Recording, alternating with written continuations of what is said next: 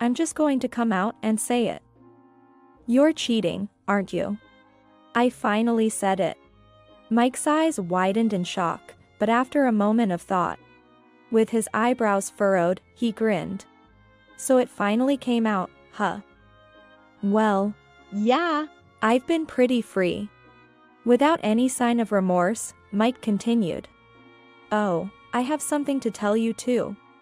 He strode up to me with a lewd smile and said, take care of the kid with the incurable disease, will you? What? He's attached to you. Make him happy, okay? That's the least you can do for me. In return, I'm moving on to someone new. If Kate and I have a boy, he'll be the future president of the company. In short, Mike plans to have a child with Kate, the president's daughter. Indeed, this would secure his future, combining the power of lineage. Such a pathetic, dependent thought. Just then, the door banged open, and in came Jim. He moved adeptly in his wheelchair, approaching Mike. Suddenly, he stood up and exclaimed, Mom, it's time to fight back. I am Sophia Thompson, 30 years old. I became a full-time housewife after getting married, but now I'm troubled about my child. Though I say my child, there's no blood relation.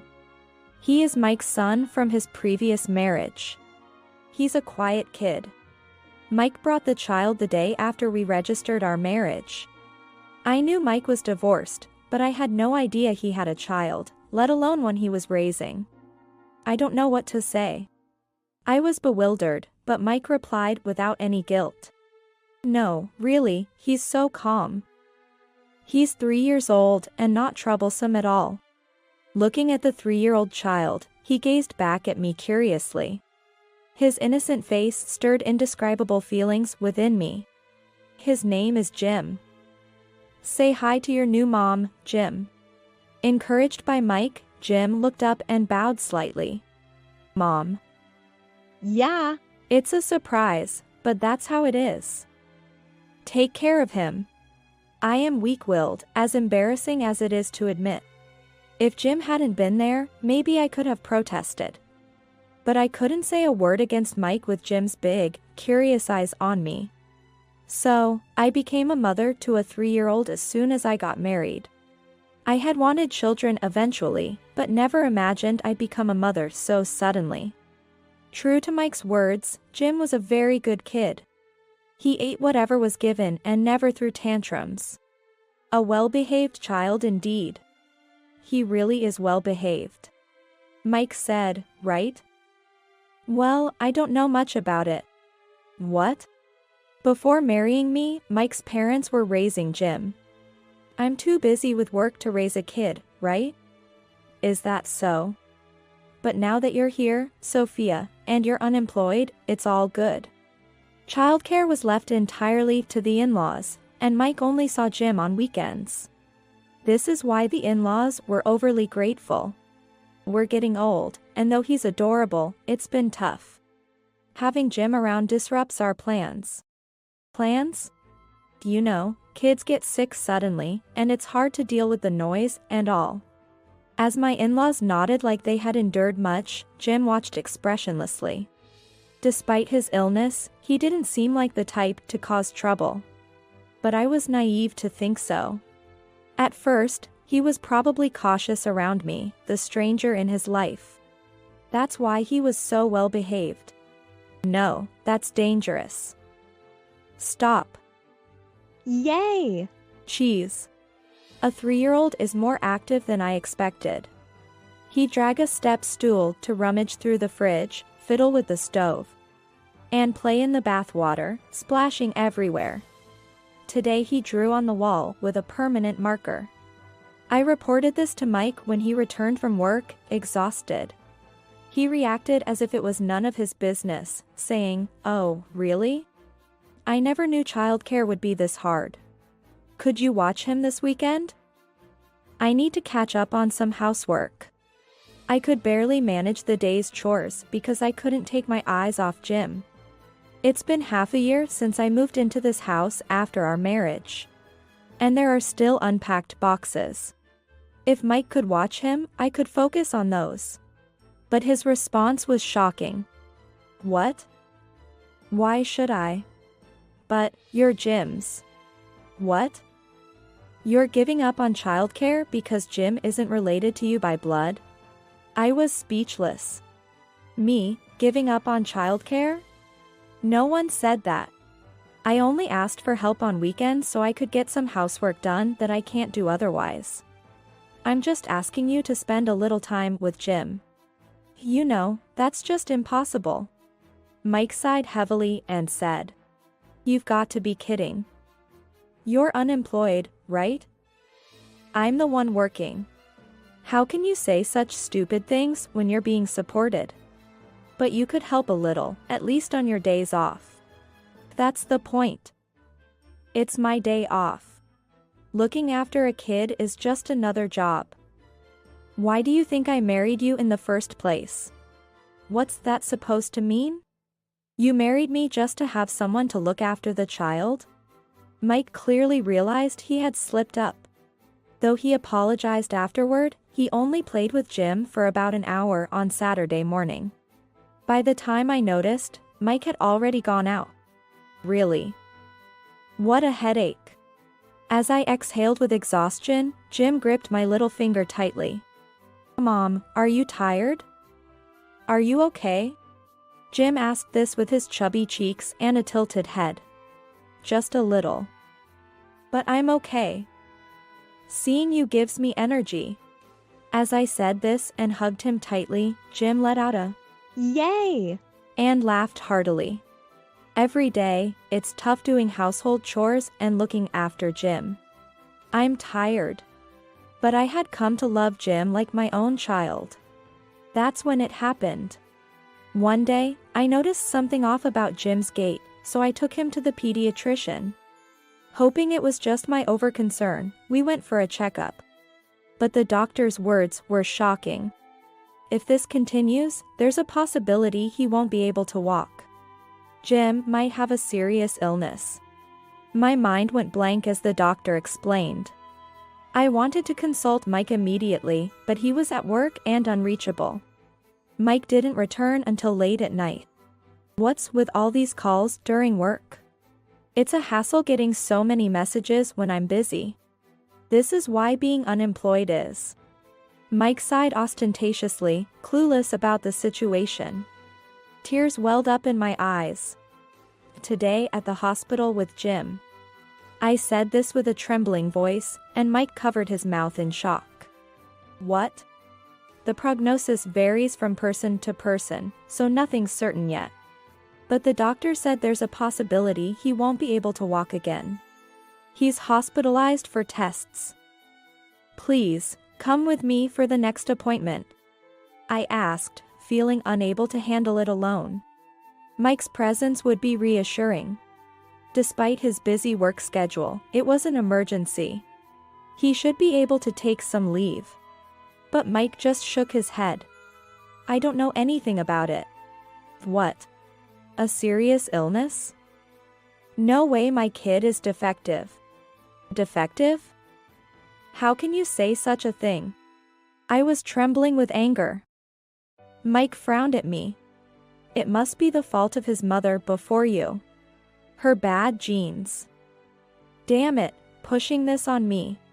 I couldn't understand what he was saying. Mike didn't seem to care about Jim, just making excuses. Damn it. I shouldn't have taken him in. Sophia, you're his mother now, right? You take care of it. I'm busy. He left for the changing room, and I stared at his retreating back, stunned. Mixed feelings of worry and resolve filled me. Since that day, Mike started coming home even later. Was it because he couldn't face reality, or was he just escaping the trouble? I thought the latter. I decided not to expect anything from Mike. I had to protect Jim. Mom. Jim. Good morning. I missed you. Fortunately, thanks to Mike, I was a full-time housewife. I had the time.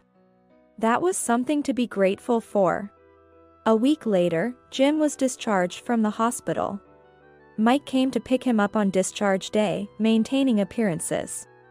Thank you for everything. From now on, our family will work together. Please support us. The father, who didn't know his son's condition and was running from reality, had the nerve to say that. I thanked everyone again, then got into the car with Jim and Mike. After discharge, Jim had to use a wheelchair. Watching him unable to run around and looking bored every day was heartbreaking. Mike continued to come home late. That's it. To cheer him up, I gave Jim a drawing set. I used to like drawing, and I was pretty good at it. Wow, Jim, you're good at drawing too. Really? Like Mom? Pleased with the praise, or maybe happy to share something with me. Jim's eyes sparkled as he immersed himself in drawing. 4 years flew by, and Jim turned 7. Life in a wheelchair seemed hard, but he appeared to enjoy school, which was a relief. I tried to discuss things with Mike multiple times, but it felt like he was avoiding me. And we never had a proper conversation. My worries intensified until one day, I discovered Mike's affair. A friend suddenly informed me about it. Sorry for the sudden message. But I saw your husband coming out of a hotel with a young woman. Along with the message, my friend sent several pictures through the messaging app. Come to think of it, Mike hadn't come home since the day before yesterday. I hadn't thought much of it, assuming he was on a business trip. As I continued to exchange messages with my friend, it was clear they were being very considerate. Soon after, my friend called me. Sophia, are you okay? Should I come over? I could hear the worry in my friend's voice. It's understandable. They must have struggled with the decision to tell me. But to my friend's concern, I wasn't as shocked as I should have been. In fact, I had suspected something was off with Mike. His workplace wasn't known for excessive overtime, yet recently, he had been coming home late every night. Sometimes, he would return in the early morning. Also, Mike and I slept in separate bedrooms. But I had heard him chatting happily on the phone at night on several occasions. Surprisingly, I'm okay. This gives me the upper hand in a divorce. Let me know if there's anything I can do to help. Yes, thank you. After hanging up, I was suddenly overwhelmed with despair. Realizing that what was once a gray area is now undoubtedly true makes you feel like this. A dark feeling swirled inside me. More than being shocked about the affair, I was shocked that Mike was enjoying his freedom while I was struggling alone. While I was grappling with my worries and crying over Jim's condition, Mike was happily spending time with another woman. Thinking about this brought tears of a different kind. Jim is so dear and loved. With that comes endless responsibility and pressure every day. Trying not to let my struggles show, I've been keeping up appearances. And this is the result. Such a betrayal. What should I do now? Pretend I don't know and continue living like this? Or confront the affair and go for a divorce? Which would be better for Jim? The more I thought, the more overwhelmed I felt, and tears streamed down my face. My vision blurred. Maybe that's why I didn't notice Jim entering the room. Mom. Are you crying? Oh. Jim, this is nothing. Is it someone? Did Dad do something to you? Why would you think that? I've always been careful not to badmouth Mike in front of Jim or vent any frustrations. Because Dad doesn't like me, right? So, I thought he must have done something to you, Mom. And I didn't tell you, but I saw Dad on a date with another woman. They looked happy. I saw them once. Jim said this, looking down. I hugged him tightly, realizing he'd been carrying these thoughts. This isn't just my problem anymore. I need to face it head-on. Do you like Dad, Jim? Jim hesitated a bit before answering timidly. I like Mom. I see. Mom loves you very much too. From that moment, I began to take steps toward divorce. I hired a private investigator and started gathering evidence against the affair to strengthen my case. Everything was prepared smoothly. I decided to confront Mike the day he returned. It seemed he had come home a few times, but I never encountered him. His belongings and bank books were still at the house, so he had to return eventually. That would be the time for our conversation. I thought I had made up my mind, but sometimes, I felt uncertain. Is this really the right thing to do? I no longer have any love for Mike. I'm sure I won't regret divorcing him. But when I think about Jim, doubts arise. There's no blood relation between me and Jim. That fact bothered me. I planned to take custody after the divorce, and I couldn't imagine Mike objecting. But still, isn't it better to have a father, even in name only? Mike often left the house to escape, and now, he hadn't returned for days. Yet, as long as he doesn't initiate a divorce, it won't happen. If we remain silent, life will continue like this. At least, we won't have financial worries. That's a big blessing. These thoughts surfaced in my mind. Mom. Sensing my hesitation, Jim tightly grasped my hand. It's okay. I'm here with you. Despite being only 7, his reassuring words made me smile. Yes, let's be strong together, okay? Yes. 2 days later, in the middle of the night, Mike returned home temporarily. We need to talk. The next day, when Mike woke up before noon, I initiated the conversation. What? Talk about what? It's probably something annoying, right? I just got back. Give me a break. Mike yawned widely. I took a deep breath and looked at him squarely. I'm going to be direct. You're having an affair, aren't you? Mike's eyes widened in shock, but after a moment of thought, he smirked. So it's finally out, huh? Yeah. I've been pretty free. So you admit it? Yeah. And by the looks of it, you're planning to divorce me, right? If you have the divorce papers, bring them out. I'll sign them right away. I didn't expect him to cling, but neither did I anticipate him admitting so readily. Surprised by my reaction, Mike's smile grew wider. Thought I'd be more upset, huh? Yes, I didn't expect you to admit it so easily. Well, I'm at ease now. My current soulmate is the president's daughter? Wow, you've done your homework. Impressive, Sophia. Mike clapped his hands exaggeratedly, feigning surprise. Yeah. We met through work. She's a so-called president's daughter and even said she'd pay any compensation to be with me. I wondered if he was trying to escape, but I refrained from pressing further. Is that so? That's convenient for us. By the way, I need to confirm something. Oh, I also have something I want to tell you. He walked up to me with a sly smile and said, Good luck taking care of the sick brat. What? He's attached to you. Take care of him. That's the least you can do for me. In return, I'm moving on to someone new. If Kate and I have a boy, he'll be the future president. So, Mike intends to have a child with Kate, the president's daughter. Indeed, this would secure his future. What a pathetic, dependent thought. Just then, the door banged open, and there was Jim. He moved adeptly in his wheelchair, approaching Mike. And then, to everyone's surprise, he stood up and exclaimed, Mom, it's time to fight back. Mike was shocked to see Jim standing, his mouth hanging open. Jim, you. I thought you couldn't walk. Why are you standing?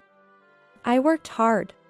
Indeed, Jim, once thought never to walk again, had diligently done his rehabilitation and could now take a few steps on his own. Well, good for you? Mike tried to sound nonchalant. Yes, Thanks to that, he's been growing wonderfully. He even helped me prepare for this divorce. You don't have to tell a kid that. Mike seemed surprised that a child was involved. He was slightly flustered. A good negative example. Fine. I have the president's daughter with me. You and your defective child can do whatever. By the way, which president's daughter is Kate? Mike chuckled. Prepare to be amazed. Kate is the daughter of Johnson Construction's president. Johnson Construction is one of the biggest companies around here. It's understandable why he would be so proud. However, Mike was making a big mistake, unaware of the truth. Unknowingly, Mike puffed out his chest, looking smug. I feigned ignorance and asked. Johnson Construction. That's impressive. I'm shocked. Right. Nodding, Mike looked pleased with himself. I smiled and told him. I never knew your preference was that way. I'm sorry for not realizing it before. What? Confused, Mike looked bewildered. I continued. That you're not interested in women, but in men. What? Kate is a girl. That's strange. There's no daughter in the Johnson Construction family. That can't be. You're lying. Just wait and see. Despite his bravado, Mike seemed panicked. He took out his phone and started calling someone, shaking. It was Kate. Mike kindly switched the call to speakerphone, making the entire conversation audible. Hey, Kate. I just heard something unbelievable. Sorry to ask something weird, but you're a girl, right? Mike asked nervously. Kate responded nonchalantly. Oh dear, it's finally out. What? Mike's face lost all color, turning pale. That's a lie. But, that time, there wasn't anything, right? He was trying to ask something about a certain body part. Despite having a physical relationship, he couldn't believe that the person was male. Kate responded to this calmly. Well, of course. I've already had the surgery. I'm a girl, body and soul. Oh, but I haven't changed my legal gender yet. My dad's been hesitant about it. Unfazed by the revelation of her past as a male, Kate seemed unbothered. Meanwhile, Mike paled even further and collapsed to his knees. No way. Kate was a man? Hey. That's rude, Mike. I am a girl, in body and mind. Mike shouted into the phone, shut up. Don't spout nonsense. A real man pretending to be a woman. The living room fell into an eerie silence. I wondered if Kate was shocked on the other end of the phone. But soon realized it wasn't necessary to worry. Huh? Mike, you're unbelievable. You said you loved me, you big liar. I'm done with you. Forget about introducing you to my dad or the headhunting offer. Goodbye. What? Wait, Kate. Wait. Kate cut off the call abruptly. Mike remained kneeling, utterly dumbstruck. He had anticipated a rosy future with the president's daughter, only to find out that Kate was the president's son, and had now abruptly broken up with him due to his careless words. Moreover, as a married man who had indulged in affairs, Mike still had responsibilities to fulfill. That's unfortunate. But it's your fault. She was a girl, in body and mind. No way. No matter what she is now, if she was born a man, she's a man. Oh, it's disgusting. I was with someone like that. I don't care how you feel. More importantly, how do you plan to pay the compensation? Mike muttered softly, oh, and his eyes darted back and forth. His lifeline, Kate, had just coldly abandoned him. Despite it being winter, sweat formed on his forehead, trickling down his face. Don't think you can get away without paying. I'll make sure you pay the compensation and child support. But I have no savings. I spent almost everything on Kate and now I'm broke. What does that have to do with the compensation you owe us? Mike looked worried, his eyes darting around. He remained seated, making no attempt to stand up. But then, as if struck by an idea, he blurted out. Compensation is just temporary. Continuous support would be better, right? What? I glared at him, frowning, and Mike looked up at me with a pleading gaze. You're a kind-hearted person, Sophia. You were going to take Jim anyway after divorcing me, right? But think about it, you're unemployed, without savings. Life isn't that easy. And your point is? Let's get back together. Mike nodded earnestly. Yeah. That's the only way. If we do, we can continue living as before. It's a win-win situation. Let's just call it even this time. Ah. I see. Could you just keep jokes to yourself? What? Mike's smile turned into a grimace as I pointed at him. What do you mean? Why am I being blamed? You're the one who cheated and squandered the savings, not me. Don't trivialize this. But you're a housewife without any significant qualifications. You won't find a job easily. Wouldn't it be better to get back together with me? No need to worry, I've already found a job. Mike looked dumbfounded. Thanks to Jim. What do you mean? My drawing videos are super popular. Jim, excitedly showing Mike the tablet. Displayed were a young hand and a pleasant voice, along with warm drawings. When Jim was 3 and his illness was discovered, he couldn't play active games. Wanting to provide some enjoyment, I introduced him to drawing. A pastime I loved as a child. I was often praised for my skill, but Jim surpassed me. His drawings weren't just skillful, they were unique and full of character. Most importantly, he looked truly happy while drawing. Wanting to share this joy, I casually filmed him and uploaded it to social media, making sure his face wasn't visible. A celebrity noticed and shared it, and Jim's drawing videos quickly spread. Recently, we started earning from advertisements. My video editing skills, initially just a hobby, improved with daily practice. Now, I even take on editing jobs for others. Jim's drawing videos are just a hobby. If he wants to stop, we will.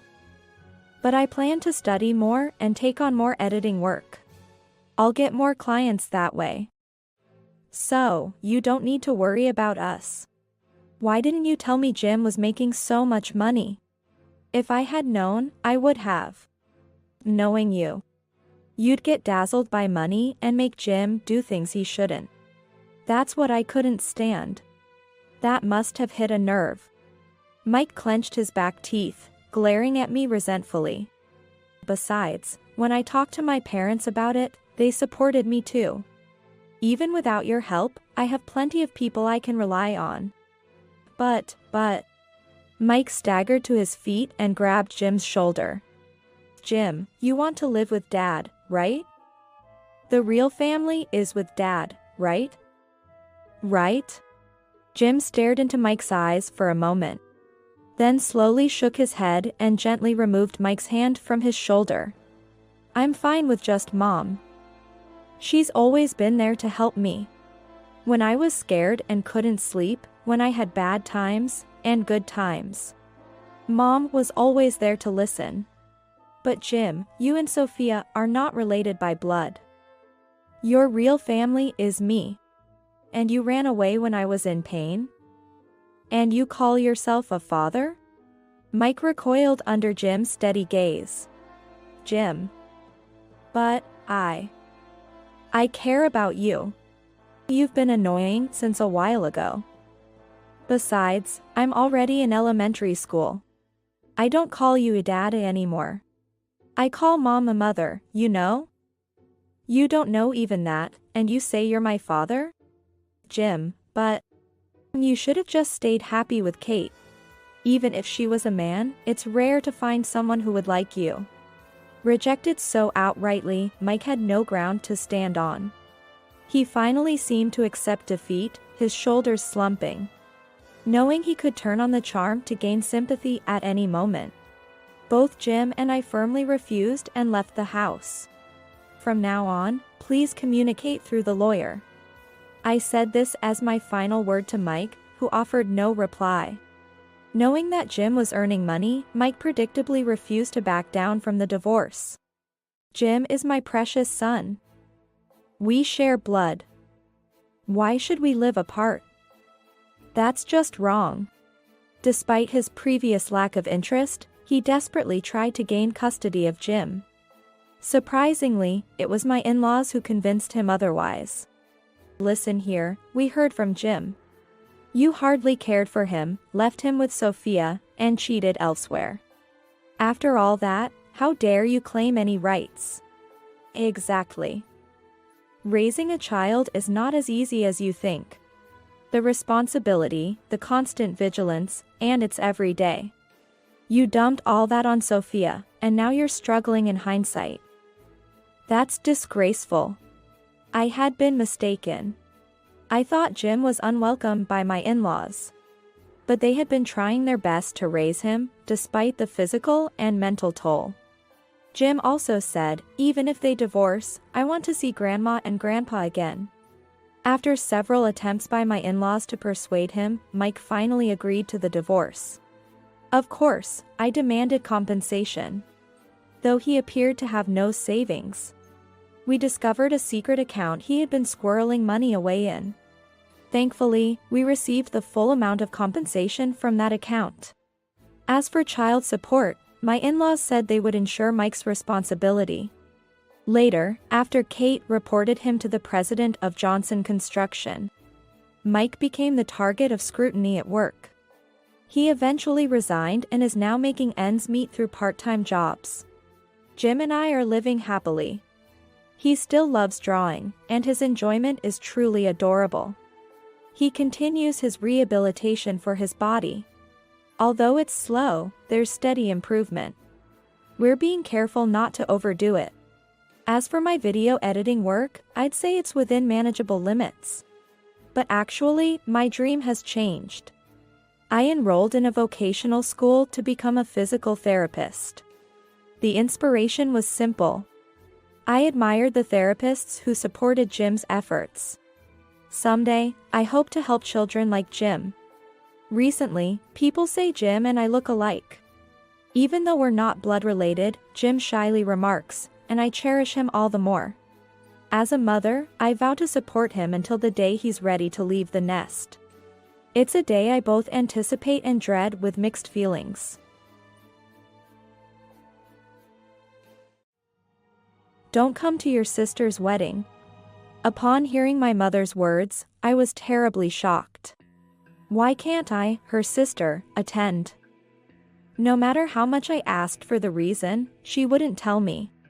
Just don't come, she insisted stubbornly. Feeling something suspicious about my mother's emphasis, I secretly went to the wedding venue on the day of my sister's wedding to peek inside. Then, I saw an unexpected person sitting next to my sister, who was in a wedding dress. It was at that moment I finally understood why my mother had said such things. Jessica Hansen thought, I see, that's how it is. Muttering bitterly in my mind, I resolved to turn their happy married life into a hell they deserved. I am Jessica Hansen, a 30-year-old office worker. I've been married to Kevin, who is 3 years older than me, for 5 years. His father is a wealthy businessman who runs several companies. And Kevin was in charge of one of the subsidiaries.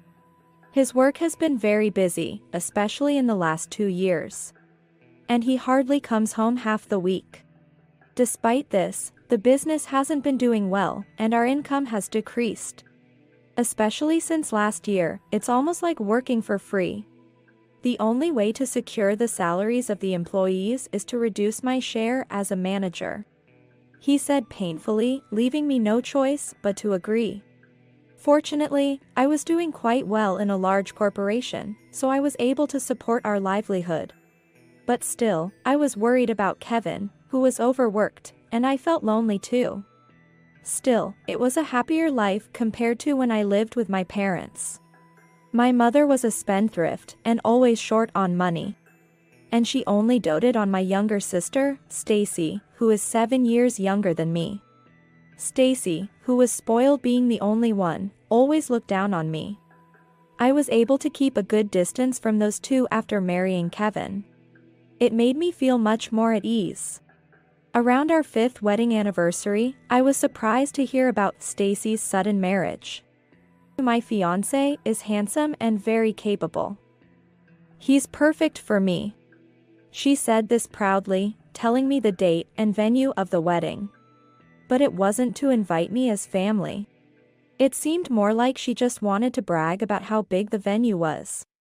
And how many people she was inviting. I don't plan to invite you, sister. It's embarrassing to have a plain and unfashionable woman as a sister. I was confused because I had attended my sister's wedding. And it seemed natural for a sister to celebrate her sibling's marriage. We weren't exactly close, but I couldn't accept it right away.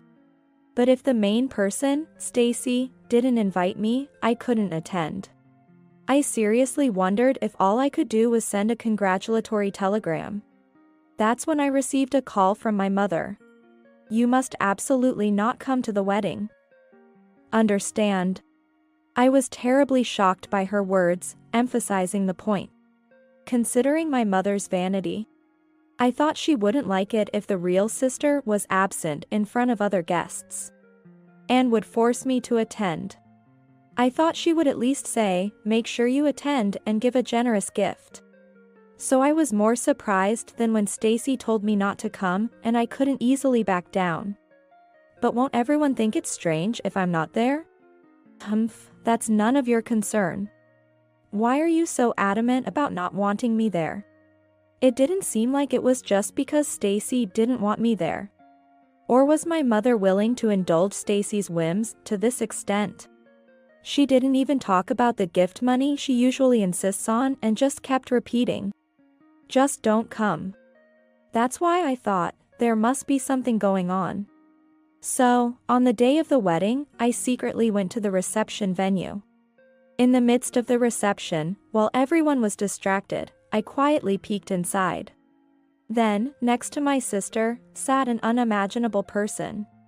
No way. This can't be happening. I was thrown into utter confusion.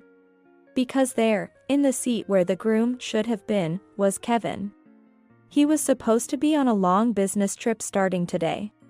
But now that he was here, it meant that the trip was a lie. I gently closed the door I was peeking through. What's going on? I can't make heads or tails of this. The only thing I understood was that, somehow, my sister Stacy's husband was my own husband, Kevin. It made sense why I didn't know Stacy had a boyfriend until the wedding talk. If the person was Kevin. Reflecting back, her boasting about her partner being perfect for her probably meant she found herself more suited for Kevin than me. Stacy had been bragging about a luxurious honeymoon. So Kevin was supposed to go on a 2-week trip abroad with her. His claim of a long business trip was undoubtedly a cover for this. Realizing this, I understood why Kevin had been coming home less often recently. Not because of work, but due to his affair with Stacy. So, Mom told me not to come to the wedding to hide this. Though my mother always favored Stacy. I was shocked to think that she would go to the extent of arranging a marriage like this. At the same time, I felt anger and disgust towards Stacy for stealing my husband. And towards Kevin for betraying his wife with her sister. I quietly returned home without causing a scene at the reception. But I had no intention of letting this go. It's too frustrating to let those two comfortably live the married life they've schemed for. Jessica Hansen thought, now, what should I do? While pondering various methods of revenge, a question crossed my mind. Surely some of the attendees knew that Kevin and I were married. How did they explain that? As I was deep in thought, my father-in-law called. Looking at the clock, the reception must have just ended. I assumed he was contacting me, wondering why the bride's sister was absent, but I didn't think you would come. It must be awkward at your ex-husband's wedding. Ex-husband? What do you mean? To my surprise, he explained that Kevin had been telling people that my wife left me last year. Though I only heard from Kevin that you two had split up. My father-in-law had always treated me like his own daughter. Kevin probably couldn't badmouth me too harshly to him. But he had told his friends and colleagues that the divorce was my fault. According to him, I was a spendthrift who cheated, and finally left him with a divorce paper. As a result, the marriage appeared to the invited guests as the sister supporting her brother-in-law wounded by his own sister, leading to their marriage. I heard this story as how the bride and groom met at the reception. But I couldn't believe you would do such a thing. That's why I wanted to hear the truth from you. I explained everything to my father-in-law, feeling grateful that he believed me. After talking to him and having a good night's rest, I felt somewhat calmer the next morning. First, I need evidence that those two can't talk their way out of.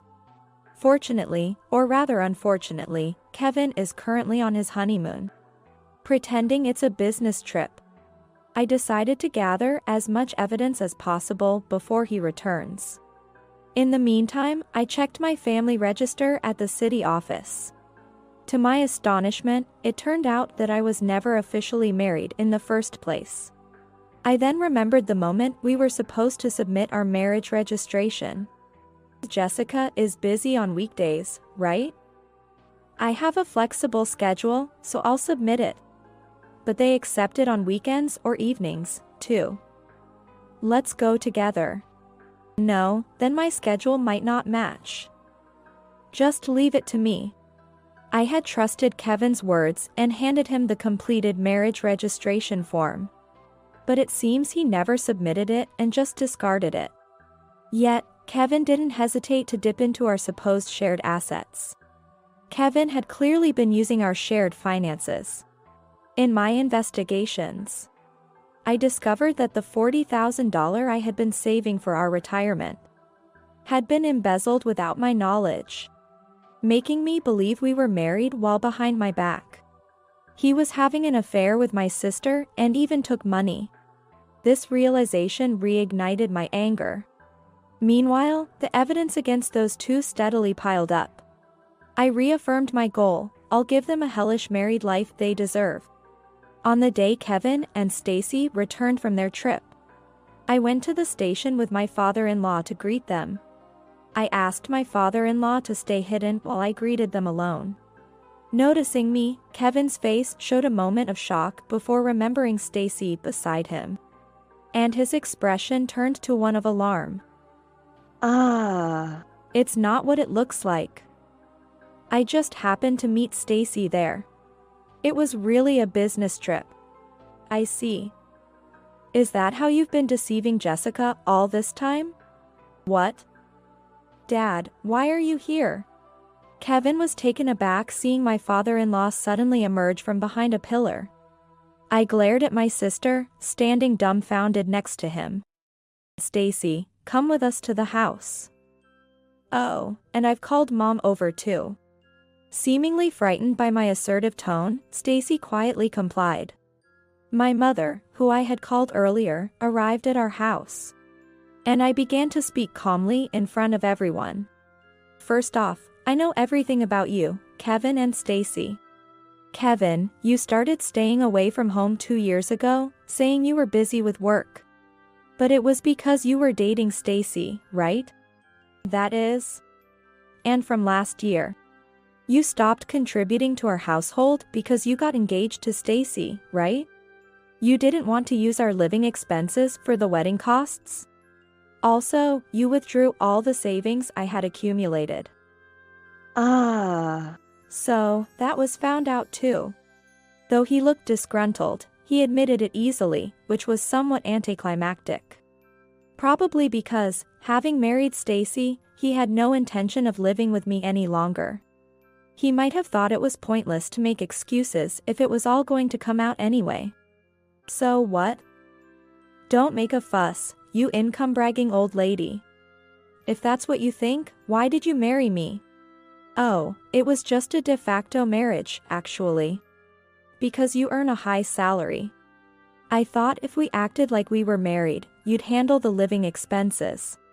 Kevin, smirking without a hint of remorse, was completely ridiculing me. So, you never filed the marriage certificate because you never loved me at all. Yeah. I didn't want to tarnish my family register with someone like you. My suitable marriage partner is only a young and pretty girl like Stacy.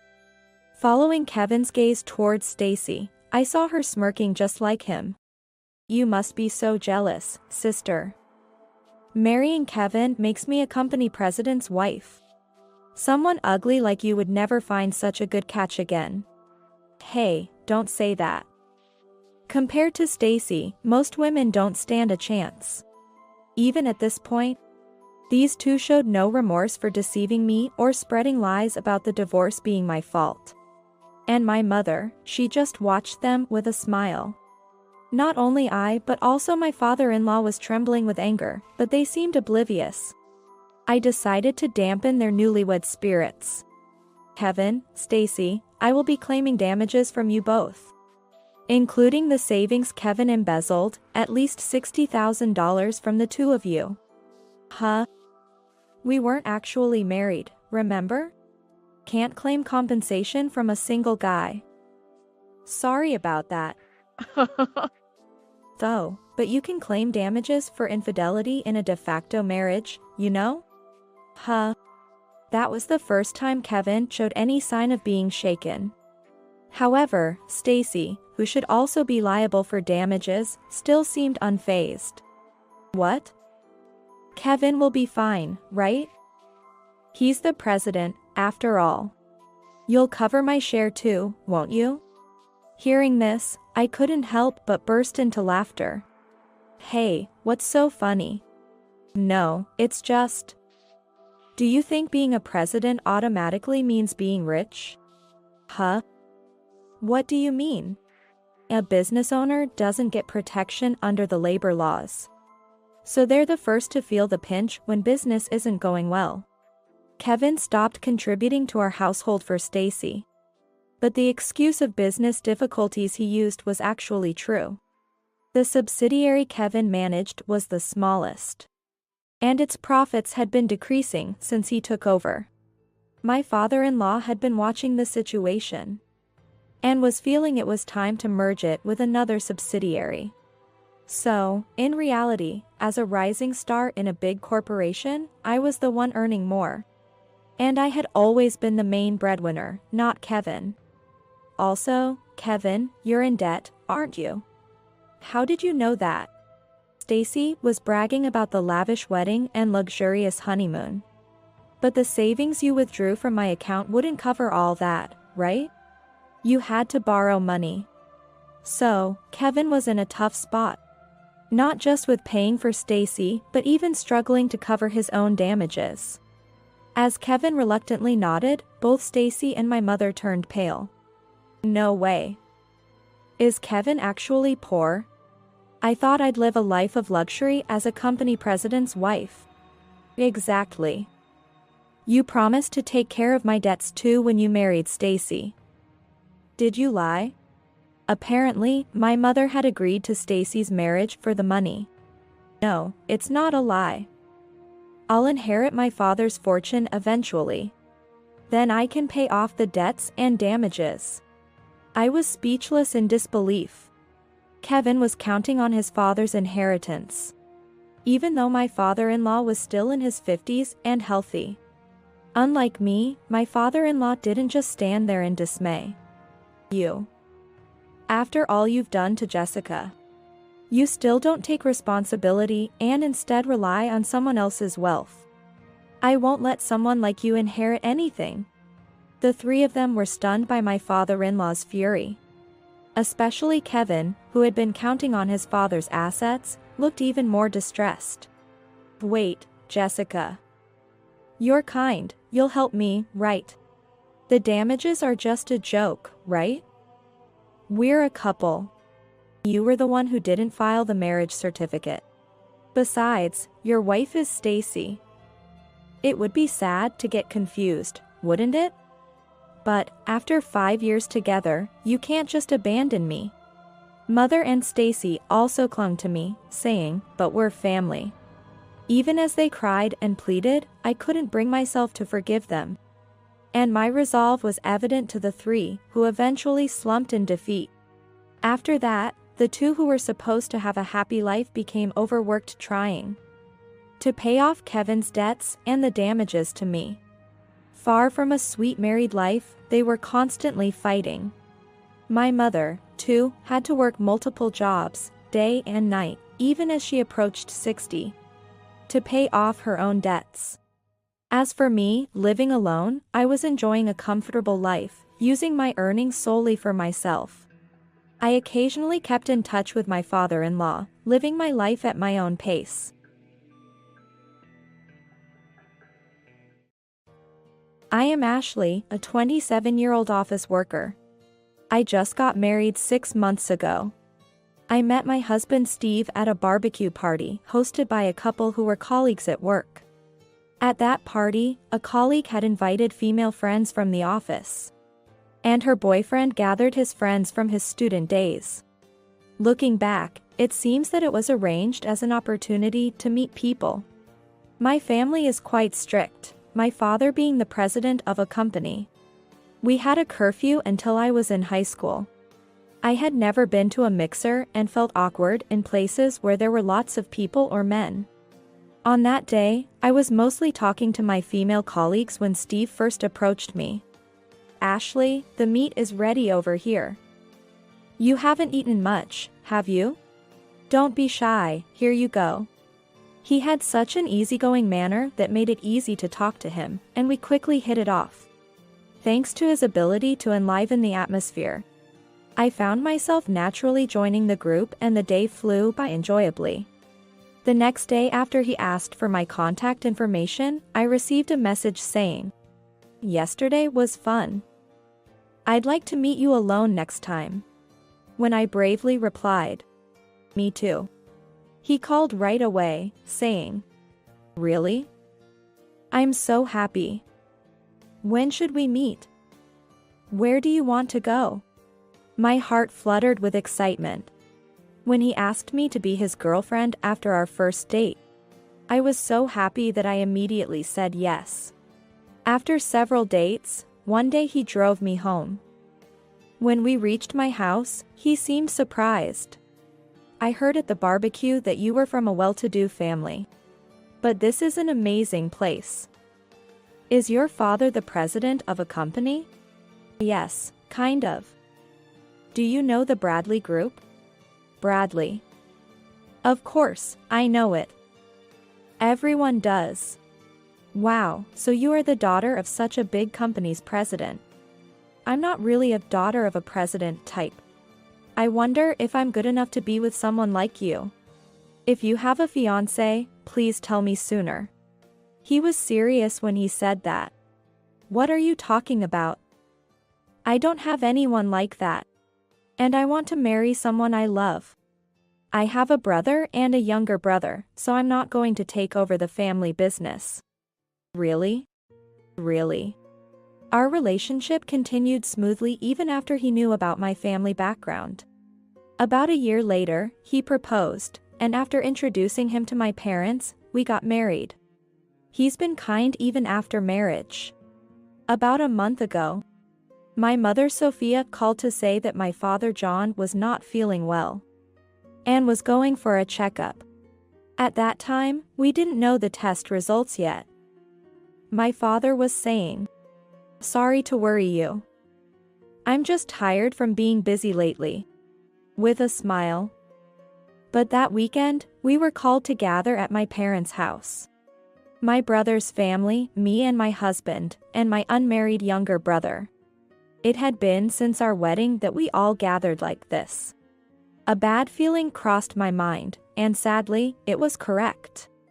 My father had cancer that had metastasized and it was too late for surgery. I was surprised. They told me the test results would be in a week, but actually, they called me the next day. I received a prognosis of my remaining life. My father talked bravely, and my mother was trying to hold back tears beside him. That's so. I couldn't stop crying, and my husband gently put his hand on my shoulder. My brother and younger brother also looked incredulous and were at a loss for words. But I'm not dying tomorrow. There are many things I must do, both for the house and as the head of the company. I need your help. This seemed mainly directed at my brother and Steve. My father addressed my husband, who was comforting me. I'm sorry to burden you with this, especially since you're newlyweds. Please take good care of Ashley. Of course, John. I'll do anything I can. Just let me know. Hearing their words, I cried again.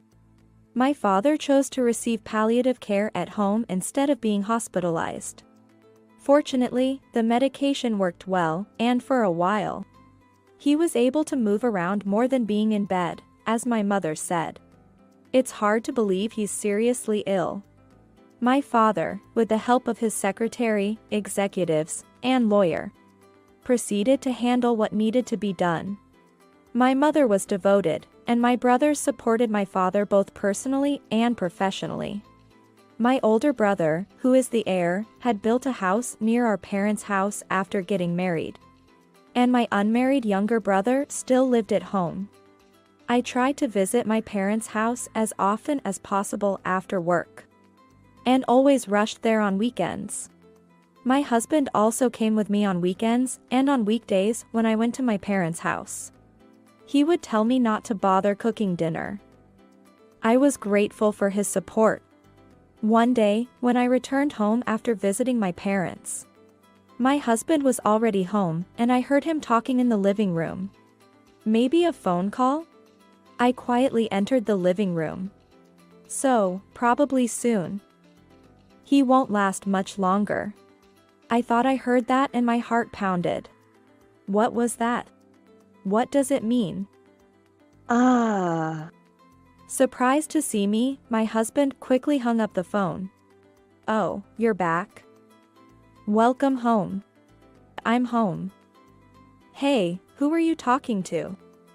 What about? You weren't talking about my dad, were you? What are you talking about? Of course not. I was talking to a friend about a game. Remember, that gamer guy? But I heard something about not lasting much longer. He's in a gaming tournament. He's having a tough time. The opponent's items are running out, and it's getting risky. I see. Sorry, I really got shocked thinking you were talking about my dad. Ashley. My husband gently grabbed my shoulder. I'd be sad to be misunderstood like that. I'm worried about your father too. And I'm still wondering if there's any way to cure him, he said with a serious face. Right, I'm sorry, Steve. You're always so kind. I guess I was feeling down after visiting my dad. I haven't had much appetite lately. I see. Sorry, I can't do much to ease your pain. But it's not good to always look so down. Maybe you should go out for coffee with your friends sometimes. Yeah. You're right. I felt relieved by his demeanor and felt sorry for doubting such a kind man. Then, a month later, despite our family's wishes, my father passed away. It was a relief that my mother, brother, younger brother, and I were able to say our final goodbyes. One thing after another kept us busy, which was a distraction from our grief. From the wake to the funeral. And the company transitioning to a new system with my brother as president. There was no end to the things that needed to be done. There was little opposition to my brother's appointment as a young president, as he had already been working closely with the senior staff my father trusted. It's reassuring to have so many people supporting us, my mother said. His personality and the way my father had always cherished the company and its employees played a role. The next weekend, our family gathered under the guidance of our legal advisor. The meeting was mainly about the inheritance, and it was announced that the 3 children would receive equal shares. The amount was about $3 million. I noticed my husband gasp next to me. I too was surprised by the amount, and while I was grateful, I wished more than anything that my father could have lived longer. The meeting also covered company shares and properties and was adjourned to be continued later. Exhausted from the difficult discussions, I told my husband, "I'm going to rest a bit," and headed for the bedroom. Yeah. Take your time. About the inheritance, since no one objected. I guess that's final, right? I guess so. Why? Just, it's a larger amount than I expected. Kind of overwhelming. Yeah. I was surprised too. Saying that, I went into the bedroom and lay down, feeling uneasy about his words. More than expected? As I lay there thinking, I must have dozed off. Waking up, I quietly headed to the living room. Seriously? $3 million. No doubt about it. Wow, that's amazing. Yeah. I've worked so hard for. Oh, she's up. I have to hang up now. Bye. Who was that? I asked him, trying to control my agitation. Oh, my mom. She was worried about how you are doing. Getting a bit better? I see. And she said she'd like to come over this weekend. There's a new cake shop, and she wants you to try it. Okay, I'll bring some nice coffee then. I smiled and he nodded happily. But I had growing suspicions. The day before my mother-in-law Julia was due to visit, I stopped by my parents' house. Mom, how are you? Have you settled down a bit? Yes, you don't need to come over so much. Becky often visits and worries about me. Are you eating properly? Becky is my brother's wife, modest yet strong, and compassionate. She devotedly cared for my father and supported my mother during the funeral. I'm glad my brother married such a good person. Yes, I'm fine, but actually, I wanted to talk to you about something. What is it, dear? There's something bothering me. I began to share my concerns about my husband while sipping the coffee my mother had made. Then, on Saturday, Julia arrived. She had attended my father's wake and funeral, and this was our first meeting since then. Ashley, it's really a pity about your father. I brought some delicious cake, hoping it might cheer you up a bit. Thank you for your help during that time. Let me make some coffee. Oh, thank you. As the 3 of us ate cake, my husband broached the topic. So, about the inheritance.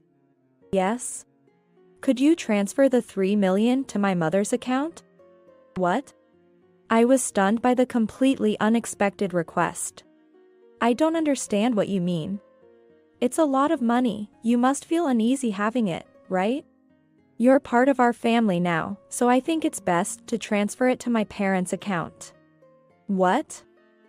I didn't understand at all. Are you saying you need to borrow some for something expensive, like a car? Ha! Ha! Ha! Borrow? It's our money now, part of my family's wealth. He suddenly started laughing. My family's wealth? Of course, our family, the one you married into. Your money is our money now. She continued with a smile. I'll manage it properly for you. You can ask for money when you need it, but you have your salary, so you'll be fine, right? Wait a minute, I don't understand. If it's our money as a couple, that's one thing, but why does it become your money, Julia? Because that's how it is, it's our money now. And naturally, it includes my mom too. What? What are you saying?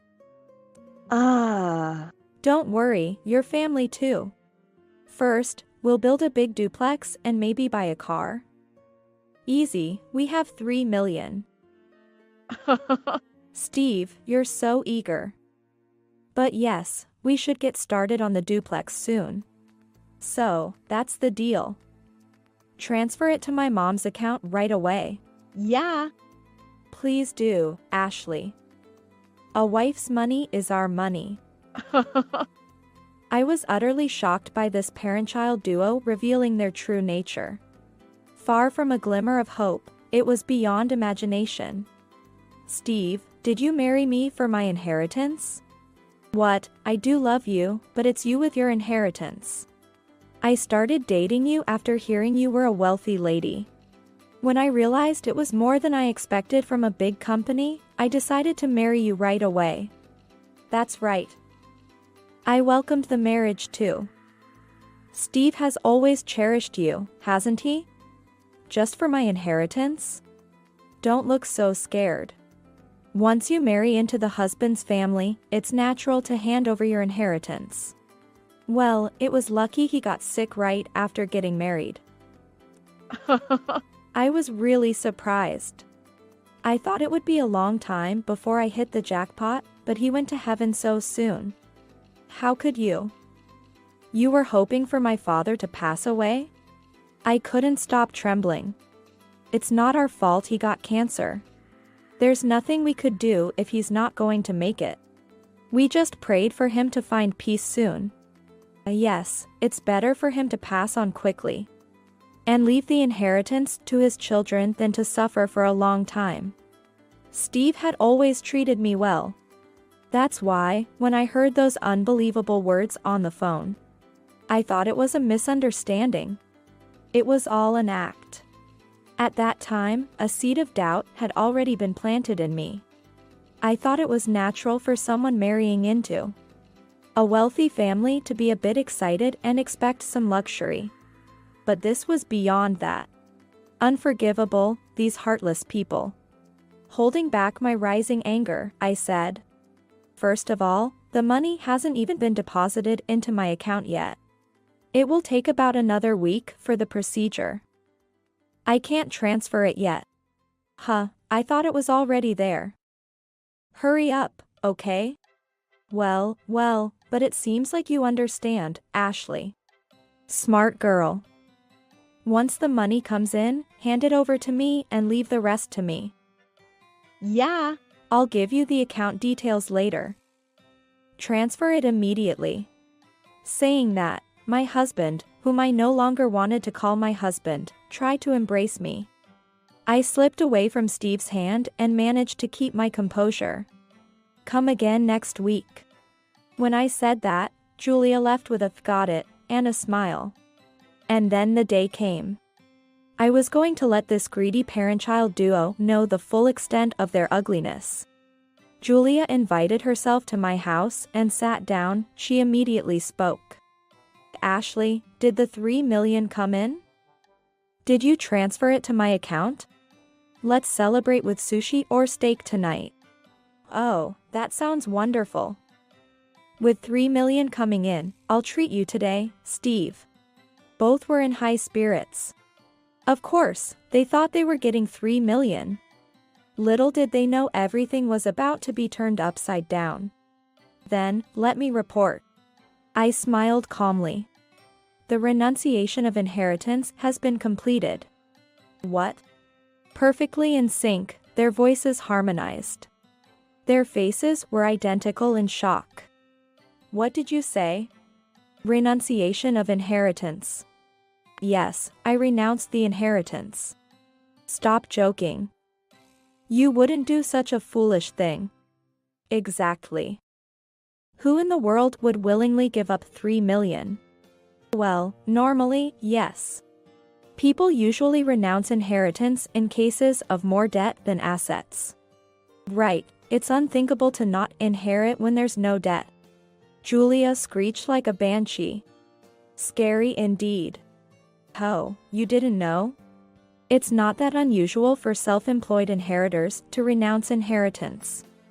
To pass on the property to a specific heir for long-term stable management. Decisions for the future, you know. What? How could you? They seemed speechless. Well, of course, these greedy two wouldn't think of giving away money to someone else. In our case, it's my brother who has to take over my father's business so soon. I plan to support him as his sister. But giving away the inheritance is absurd. You're being fooled, Ashley. You're just being used by your brother and his wife. Exactly. The brother's wife, she's just after the money. I said coldly to the panicked pair, don't compare them to you. This was my decision. My brother and his wife said, you don't need to renounce, but she's a wonderful woman. If they said you don't need to renounce, then rethink it. I already told you, the procedure is complete. I won't receive the $3 million. Such. I have no intention of giving a single dollar to a husband who rejoices over the misfortune of his wife's family. Next to her pale-faced husband, my equally pale Julia suddenly looked up. Unbelievable. No inheritance? Steve, divorce her, demand alimony. What? I couldn't help but let out an incredulous exclamation. Of course, it's only right. Steve did nothing wrong, and you renounced the inheritance on your own. Where's the proof that we were after the inheritance or happy about your father's misfortune? We acted perfectly at the wake and the funeral. Such a smooth talker. And she just admitted to acting. Proof? You just said it, didn't you? But no one else knows, only you. Stop this foolish renunciation and apologize. Then we won't divorce you. Suddenly, an angry voice echoed in the living room. You're the one who should be apologizing. The calm voice of a man sounded, and surprised Julia froze. Mike. Why are you here? Dad. What? Steve was also shocked. There stood Steve's father, Mike. I made eye contact with my mother, who was behind him, and nodded. You've always been vain. I was happy when Steve married Ashley. But I never thought you were such a person. I couldn't believe it until I heard it with my own ears. Steve, you too. Mike looked genuinely pained. What? Both Julia and Steve were flustered. You came here last week to talk nonsense about getting Ashley's inheritance. I heard the entire conversation. What? Everything has been recorded, even today's conversation. What? How is that possible? Steve shouted at me. You got flustered several times when I overheard your phone calls. You thought you had fooled me, but I won't be deceived so easily. So, when I heard your mother was coming, I set my phone to record the conversation. Indeed, the day before Julia arrived, I had stopped by my parents' house and consulted with my mother and a lawyer. My mother was shocked, saying, such a thing couldn't be possible. But the reality was much worse. And I decided to renounce the inheritance and started the procedures immediately on Monday. Then I contacted Mike, who was shocked at his wife and son's actions and apologized profusely. I can no longer live with someone like you. What are you saying? This is a misunderstanding. Mr. Bradley was humble despite being the president of a large company. I was proud to be his friend and family, but this. I'm deeply ashamed and have no way to apologize. Mike apologized deeply to me. I'm truly sorry, Ashley. You can divorce right away. I won't let her talk nonsense about compensation or anything. Hey, Dad. Quiet. Don't open your mouth any further, you shameless man. If you have complaints, let's show today's and last week's recordings to your workplace and all our relatives. Mike took the cool moment at the end. But that's okay. When I talked to him with my mother, Mike wept, truly sorry for what happened to my father. Steve and Julia, speechless, gaping, I said to them, "That's the situation. Please leave." A month later, Steve and I were divorced. The news spread from the couple who introduced us. And Steve soon found himself without friends. He was reportedly transferred to a small sales office far away. Steve's parents also divorced. Julia, who had freely spent her husband's money on luxury goods and dining out, had no choice but to agree to the divorce when she couldn't repay what she had spent. Can't she say she'll work part-time and not divorce? I wondered. Her refusal to change and reconcile with her husband showed her true nature. Well, it's no longer my concern. Mike came to our house to apologize again, asking to visit my father's grave at least on the anniversary of his death. My mother and I, of course, agreed. The inheritance I renounced is being used as capital for the company. My mother, brother, and even my younger brother offered to redistribute their shares to me. Having such a family is more than enough. Dad, I wasn't wrong, was I? Having moved out of the apartment I shared with Steve and returned to my parents' home, I spoke to my father's portrait. It seemed as if he smiled back in the photo, and tears fell from my eyes.